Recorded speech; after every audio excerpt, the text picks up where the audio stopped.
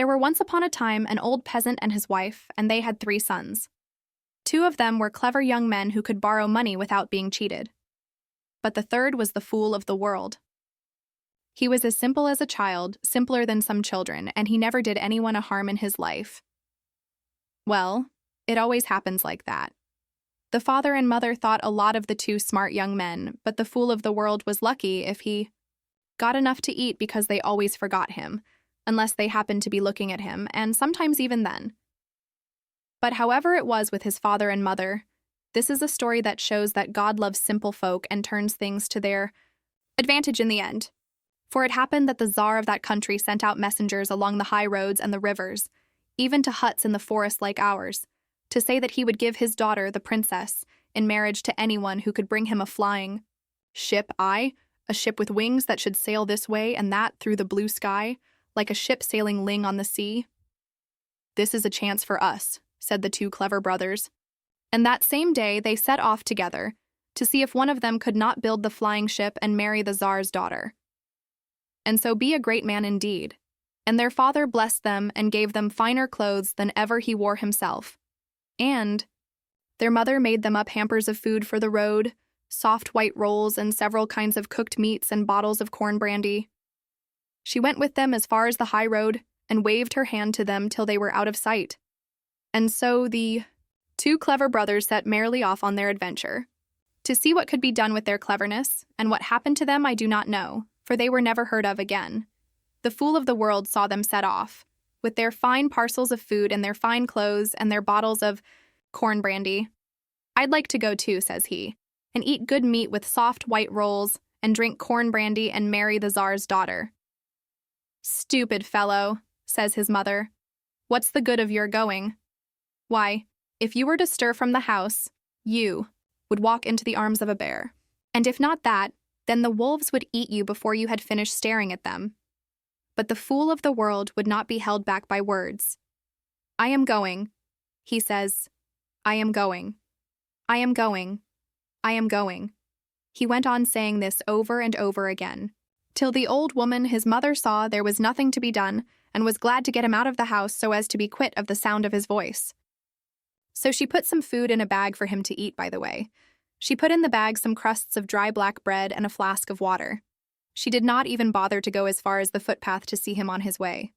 She saw the last of him at the door of the hut, and he had not taken 2 steps before she had gone back into the hut to see to more important business.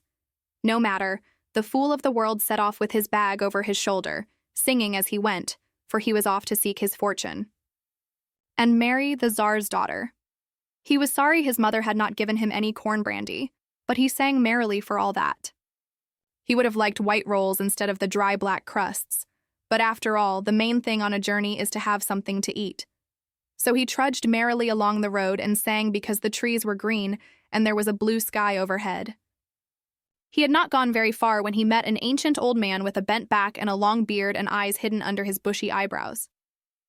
"Good day, young fellow," says the ancient old man. "Good day, grandfather," says the fool of the world. "And where are you off to?" says the ancient old man. "What?" says the fool. "Haven't you heard? That Tsar is going to give his daughter to anyone who can bring him a flying ship."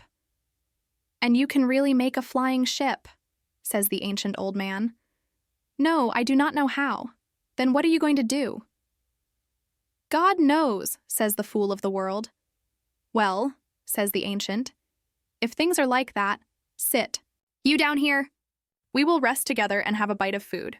Bring out what you have in your bag. I am ashamed to offer you what I have here. It is good enough for me, but it is not the sort of meal to which one can ask guests. Never mind that. Out with it. Let us eat what God has given." The fool of the world opened his bag and could hardly believe his eyes. Instead of black crusts, he saw fresh white rolls and cooked meats. He handed them out to the ancient, who said, "You see how God loves simple folk. Although your own mother does not love you, you have not been done out of your share of the good things.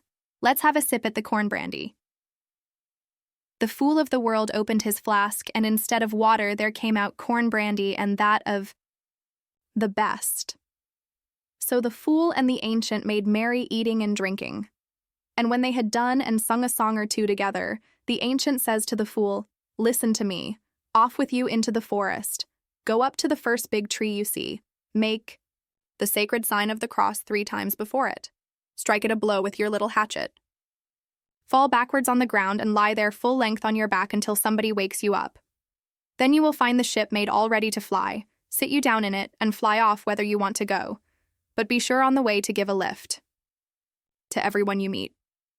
The fool of the world thanked the ancient old man, said goodbye to him, and went off to the forest. He walked up to a tree, the first big tree he saw, made the sign of the cross 3 times before it, swung his hatchet round his head, struck a mighty blow on the trunk of the tree, instantly fell backwards flat on the ground, closed his eyes, and went to sleep. A little time went by, and it seemed to the fool as he slept that somebody was jogging his elbow. He woke up and opened his eyes. His hatchet, worn out, lay beside him. The big tree was gone, and in its place there stood a little ship, ready and finished. The fool did not stop to think.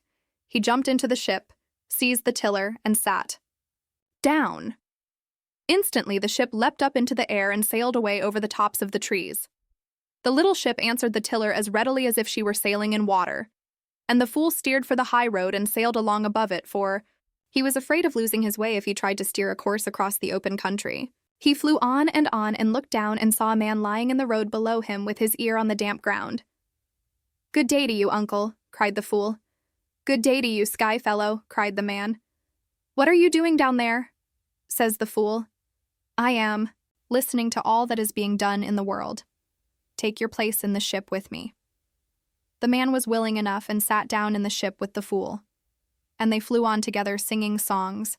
They flew on and looked down. And there was a man on one leg with the other tied up to his head. "Good day, uncle," says the fool, bringing the ship to the ground. "Why are you hopping along on one foot? If I were to untie the other, I should move too fast. I should be stepping across the world in a single stride." "Sit down with us," says the fool. The man sat down with them in the ship, and they flew on together singing songs. They flew on and looked down, and there was a man with a gun, and he was taking aim. But what he was aiming at, they could not see. "Good health to you, uncle," says the fool. "But what are you shooting at? There isn't a bird to be seen." "What?" says the man. "If there were a bird that you could see, I should not shoot at it. A bird or a beast 1,000 versts away. That's the sort of mark for me." "Take your seat with us," says the fool. The man sat down with them in the ship, and they flew on together. Louder and louder rose their songs. They flew on and looked down, and there was a man carrying a sack full of bread on his back. "Good health to you, uncle," says the fool, sailing down. "And where are you off to?"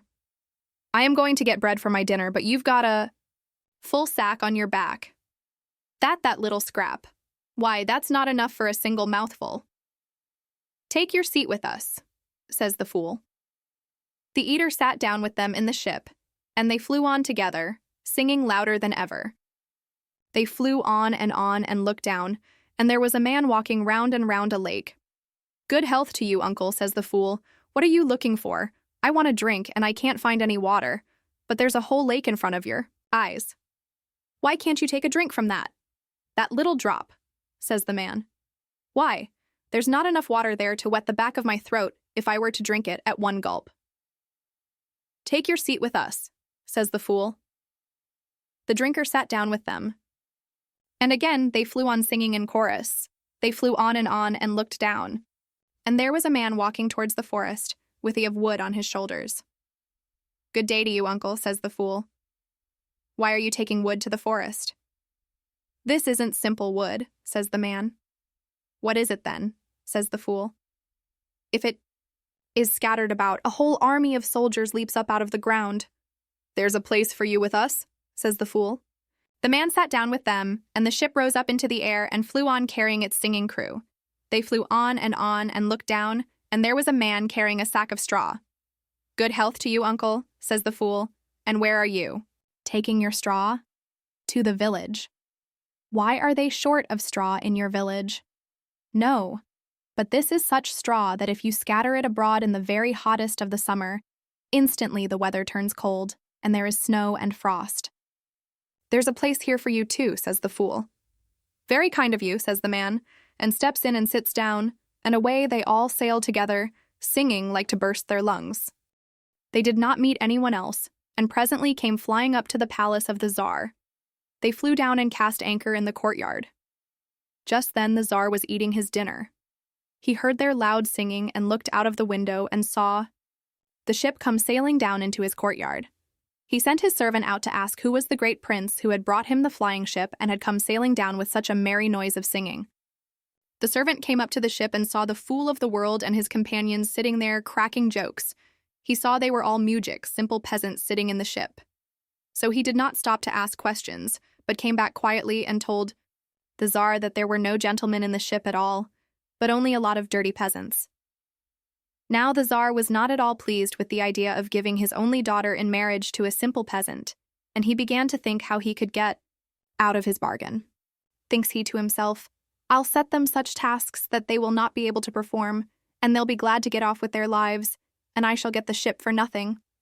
So he told his servant to go to the fool and tell him that before the Tsar had finished his dinner, the fool was to bring him some of the magical water of life. Now while the Tsar was giving this order to his servant, the listener, the first of the fool's companions, was listening and heard the words of the Tsar, and repeated them to the fool. What am I to do now? Says the fool, stopping short in his jokes.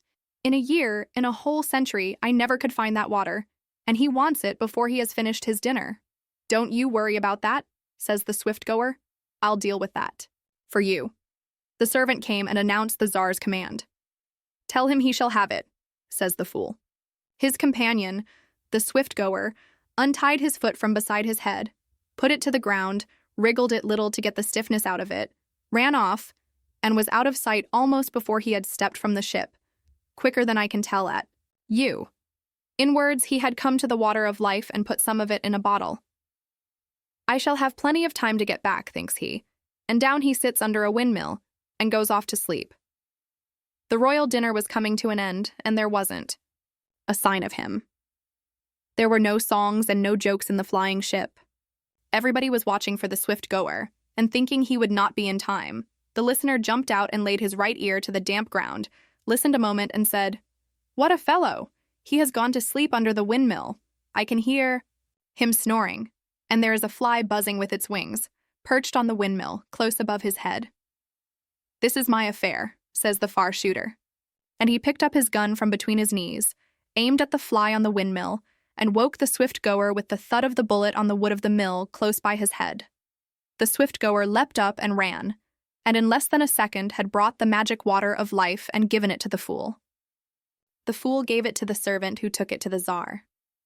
The Tsar had not yet left the table, so that his command had been fulfilled as exactly as ever could be. What fellows these peasants are, thought the Tsar. There is nothing for it but to set them another task. So the Tsar said to his servant, Go to the captain of the flying ship and give him this message. If you are such a cunning fellow, you must have a good appetite. Let you and your companions eat at a single meal 12 oxen roasted whole and as much bread as can be baked in 40 ovens. The listener heard the message and told the fool what was coming. The fool was terrified and said, I can't get through even a single loaf at a sitting. Don't worry about that, said the eater. It won't be more than a mouthful for me, and I shall be glad to have a little snack in place of my dinner. The servant came and announced the Tsar's command. Good, says the fool. Send the food along, and we'll know what to do with it.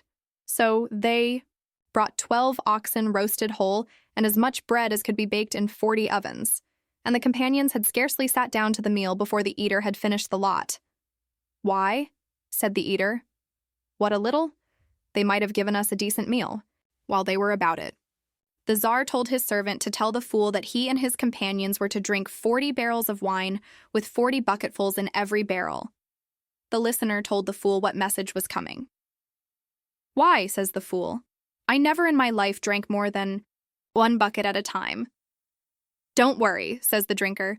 You forget that I am thirsty. It'll be nothing of a drink for me. They brought the 40 barrels of wine and tapped them, and the drinker tossed them down one after another, 1 gulp for each. Barrel? Little enough, says he. Why, I am thirsty still. Very good, says the Tsar to his servant. When he heard that they had eaten all the food and drunk all the wine, tell the fellow to get ready for the wedding, and let him go and bathe himself in the bathhouse. But let the bathhouse be made so hot that the man will stifle and frizzle as soon as he sets foot inside. It is an iron bathhouse. Let it be made red hot." The listener heard all this and told the fool, who stopped short with his mouth open in the middle of a joke. "Don't you worry," says the mujik with the straw. Well, they made the bathhouse red hot and called the fool. And the fool went along to the bathhouse to wash himself, and with him went the mujik with the straw. They shut them both into the bathhouse and thought that that was the end of them. But the mujik scattered his straw before them as they went in, and it became so cold in there that the fool of the world had scarcely time to wash himself before the water in the cauldrons froze to solid ice. They laid down on the very stove itself and spent the night there shivering. In the morning, the servants opened the bathhouse, and there were the fool of the world and the mujik alive and well, lying on the stove and singing songs. They told the Tsar, and the Tsar raged with anger. "There is no getting rid of this fellow," says he. "But go and tell him that I send him this message. If you are to marry my daughter, you must show that you are able to defend her. Let me see that you have at least a regiment of soldiers," thinks he to himself. How can a simple peasant raise a troop? He will find it hard enough to raise a single soldier. The listener told the fool of the world, and the fool began to lament. "This time," says he, "I am done indeed. You, my brothers, have saved me from misfortune more than once. But this time, alas, there is nothing to be done." "Oh, what a fellow you are," says the peasant with the of wood. "I suppose you've forgotten about me. Remember that I am the man for this little affair, and don't you worry about it at all." The Tsar's servant came along and gave his message. "Very good," says the fool, "but tell the Tsar that if after this he puts me off again, I'll make war on his country and take the princess by force." And then as the servant went back with the message, the whole crew on the flying ship set to their singing again, and sang and laughed and made jokes as if they had not a care in the world. During the night, while the others slept, the peasant with the of wood went hither and thither, scattering his sticks. Instantly where they fell, there appeared a gigantic army. Nobody could count the number of soldiers in it. Cavalry, foot soldiers, yes, and guns, and all the guns new and right. And the men in the finest uniforms that ever were seen. In the morning, as the Tsar woke and looked from the windows of the palace, he found himself surrounded by troops upon troops of soldiers and generals in cocked hats, bowing in the courtyard, and taking orders from the fool of the world, who sat there joking with his companions in the flying ship. Now it was the Tsar's turn to be afraid. As quickly as he could, he sent his servants to the fool with presents of rich jewels and fine clothes, invited him to come to the palace, and begged him to marry the princess, the fool of the world, put on the fine clothes, and stood there as handsome a young man as a princess could wish for a husband. He presented himself before the Tsar, fell in love with the princess, and she with him married her the same day, received with her a rich dowry, and became so clever that all the court repeated everything he said, that Tsar and that Tsaritsa liked him very much, and as for the princess, she loved him to distraction.